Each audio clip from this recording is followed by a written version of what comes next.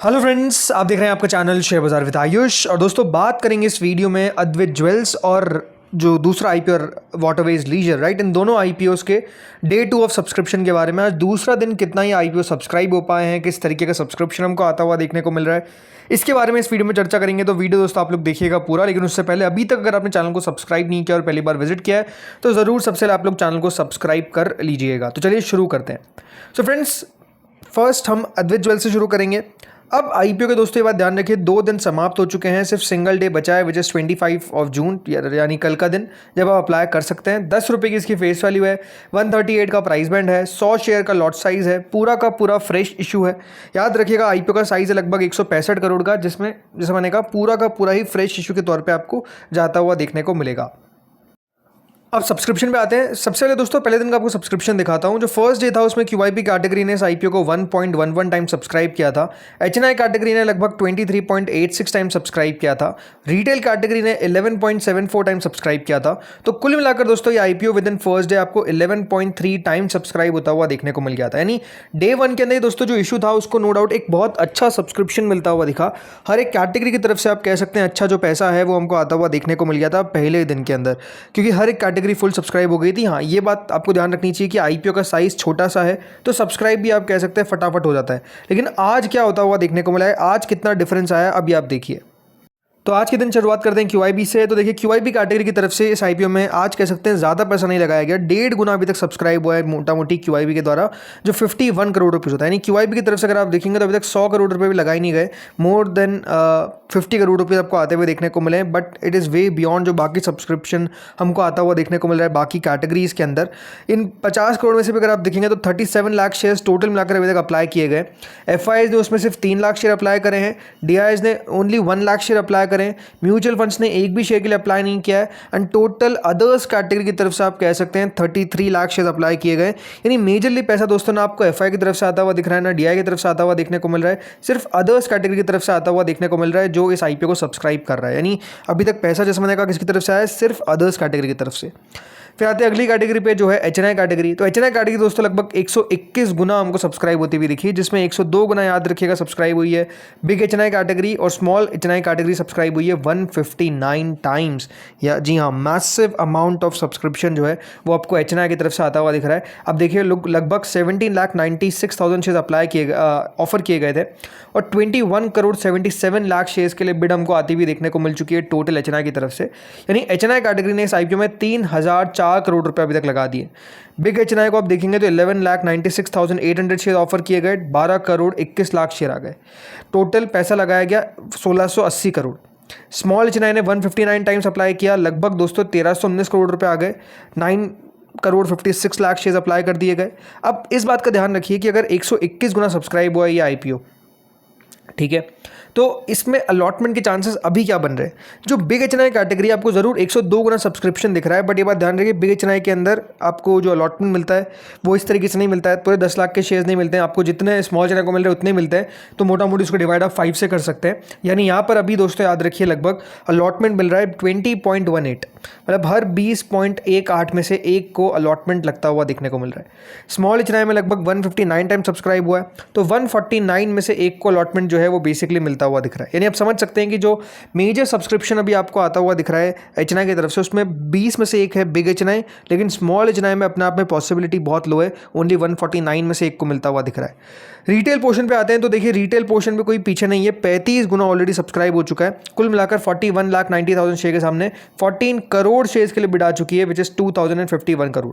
अभी बात ध्यान रखिए, अगर रिटेल में किसी ने एप्लीकेशन लगा रखी है तो रिटेल के अंदर अभी तक 25.8 टाइम्स एप्लीकेशन वाइज सब्सक्रिप्शन आए। यानी यहाँ पर भी आप कह सकते हैं 25 या फिर 26 ओवरऑल कह सकते हैं, उसमें से एक को अलॉटमेंट लगता हुआ दिख रहा है। अब एक दिन और बाकी है तो ये नो डाउट आपको और बढ़ता हुआ देखने को मिलेगा। रिटेल मुझे लगता है कम से कम डबल होगा यहाँ से, तो रिटेल आप मान के चलिए 50 या 60 में से एक को मिलता हुआ देखने को मिलेगा। बिग एचएनआई में ऑलमोस्ट 50 में से एक को मिलता हुआ देखने को मिलेगा, और स्मॉल एचएनआई कैटेगरी में ऐसा लगता है कि दोस्तों हो सकता है कि आपको 250 या 300 में से एक को मिलता हुआ देखने को मिलेगा। यानी अलॉटमेंट बहुत टफ रहेगा। टोटल 44 टाइम सब्सक्राइब हो चुका है, यानी कंपनी को 5,108 करोड़ रुपये 2 दिनों के अंदर मिल गए। ग्रे मार्केट की बात करते हैं तो ग्रे मार्केट दोस्तों 55 रुपये के आसपास चलती हुई देखने को मिल रही है, विच इज़ 39.86%। तो जी हाँ, जीएमपी में थोड़ी सी गिरावट अभी आपको आती हुई देखने को मिल रही है, कई जगह पे इससे भी नीचे जीएमपी चलती हुई दिख रही है। मेरे हिसाब से देखिए जो आईपीओ है इसमें आपको मान के चलना चाहिए कि मुझे 20 से 30% का लिस्टिंग गेन मिलता हुआ देखने को मिल सकता है, ये एक्सपेक्टेशन करके चली जा सकती है। तो चलिए, ये हो गया दोस्तों पहला आईपीओ जिसके बारे में हमने बात करी। अब आते हैं सेकंड आईपीओ पे, जिसका नाम है वाटरवेज लीजर टूरिज्म या फिर कॉर्डिला क्रूज जिसको आप कहते हैं।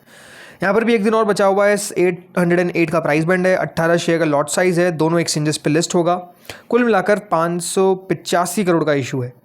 यहाँ पे सीधे बात करते हैं सब्सक्रिप्शन से, क्योंकि कल भी कोई खास सब्सक्रिप्शन आया नहीं था, लेकिन आज क्या हुआ है तो आज भी दोस्तों अभी तक देखिए QIB की तरफ से कोई भी इस IPO में पैसा लगाता हुआ नज़र नहीं आ रहा है। अभी तक अगर आप देखेंगे तो मात्र 2000 शेयर्स के लिए बिड आई है, विच इज़ अराउंड 16 लाख, मतलब वेरी वेरी डल, ये आप कह सकते हैं।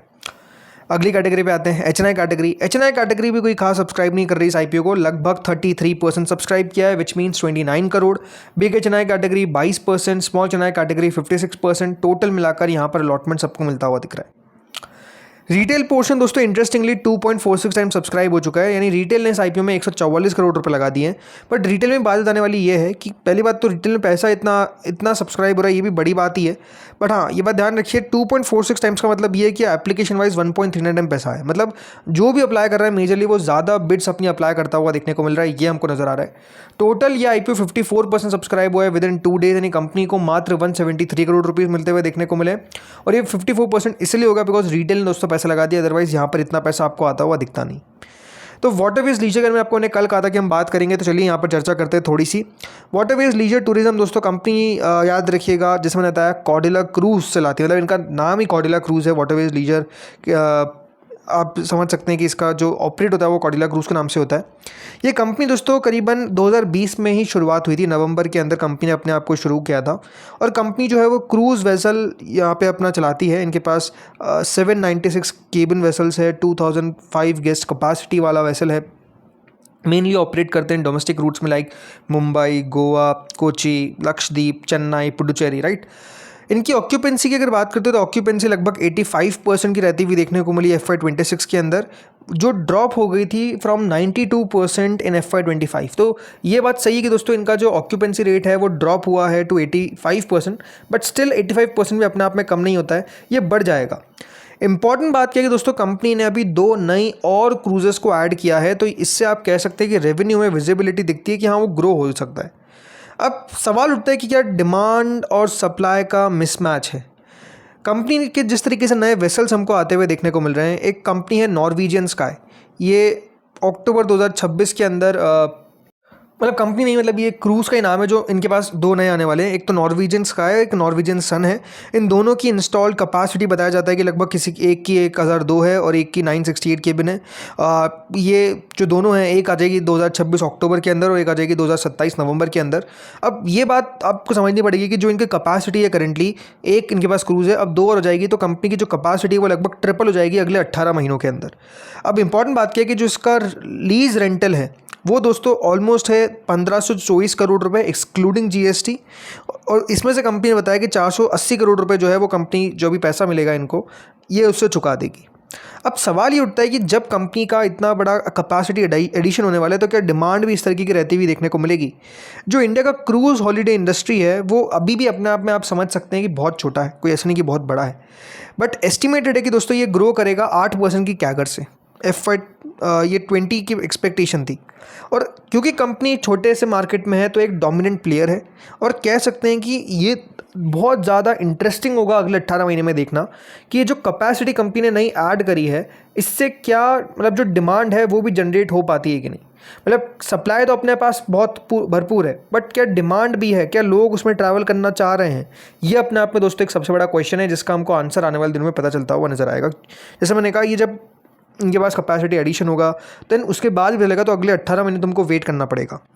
इसके अलावा दोस्तों ऑक्यूपेंसी की अगर बात करते हैं तो ये नो डाउट थोड़ी सी ऑक्यूपेंसी कम हुई थी, तो इससे कंपनी का ओवरऑल जो 663 बेसिस पॉइंट EBITDA भी कॉन्ट्रैक्ट हो गया था। इसके कारण FY25 का EBITDA लगभग 215 करोड़ पर हमको आता हुआ देखने को मिला, जो ऑलमोस्ट 46% ड्रॉप होता हुआ देखने को मिल गया था। इम्पॉर्टेंट क्या है कि जो कंपनी है दोस्तों यहाँ पर कितना ग्रो कर पाती है इस प्राइसिंग पर, ये अपने आप में एक सवाल है। वैल्यूएशन अपने आप में ऑलमोस्ट 3 टाइम्स आपको देखने को मिल जाते हैं। अगर आप इसका नोटिस करेंगे, जो होटल से अगर इसके मल्टीपल मैच करने की कोशिश करते हैं। अब दिक्कत क्या है दोस्तों, ये इस इंडस्ट्री के अंदर एकमात्र प्लेयर, सिंगल प्लेयर है जो आपको लिस्ट होता हुआ देखने को मिलेगा। तो कितना मार्केट इसको वैल्यू करता है, यही अपने आप में एक सवाल है, और ये सवाल का जवाब खुद मार्केट ही देगा, ना आप दे सकते ना मैं दे सकता हूँ।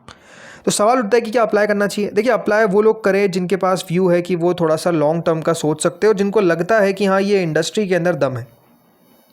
अगर दम है तो ही पैसा लगाइए।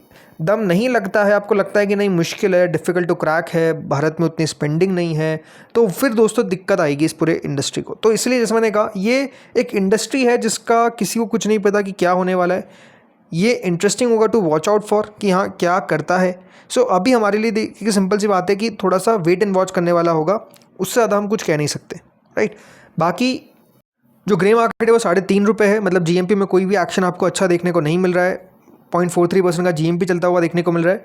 कल दोस्तों 2:30 पे याद रखिएगा फाइनल डिसीजन का वीडियो आएगा। दोनों आईपीओस को एक ही वीडियो में कवर करेंगे, जिसमें हम चर्चा करेंगे कि क्यूआईबी क्या कर रहे हैं। इस आईपीओ पे तो क्यूआईबी की नज़र मुझे रखनी पड़ेगी, बहुत इंपॉर्टेंट है कि क्यूआईबी क्या कर रहे हैं, तो वो वीडियो बहुत ज़रूरी रहेगा। तो बिल्कुल आप लोग उसका इंतजार करिएगा। इस वीडियो में इतना ही था। होपफुली आपको वीडियो बढ़िया लगा होगा। Thank you friends watching this video.